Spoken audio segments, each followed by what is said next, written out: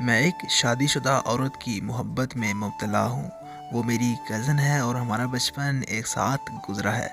مجھے بچپن میں ہی اس سے محبت ہو گئی تھی لیکن کبھی اظہار نہیں کیا تھا، اور پھر جب محبت کا اظہار کرنے کا وقت آیا تو ہمارے والدین کی آپس میں لڑائی ہو گئی۔ لڑائی کی وجہ سے ہم دونوں کا ملنا جلنا بھی بند ہو گیا، اور پھر 11 سال بعد ہمارے والدین کی آپس میں صلح ہوئی۔ لیکن صلح کے وقت میں خوش نہیں تھا، بلکہ میرا دل خون کے آنسو رو رہا تھا، کیونکہ جس سے میں بچپن سے محبت کرتا تھا وہ کسی اور سے شادی کر رہی تھی۔ اس کی شادی کے بعد میں بہت ٹوٹ گیا تھا۔ میں اسے بھولنا چاہتا تھا مگر بھول نہیں پا رہا تھا۔ پھر ایک دن میرا اس سے سوشل میڈیا پر رابطہ ہوا تو مجھے پتہ چلا کہ وہ اپنے سسرال میں جہنم جیسی زندگی گزار رہی ہے۔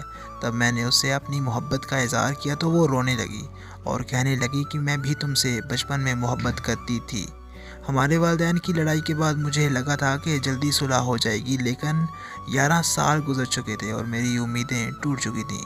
پھر گھر والوں نے میری شادی رکھ دی تو میں نے مان لیا کہ تم میری قسمت میں نہیں ہو۔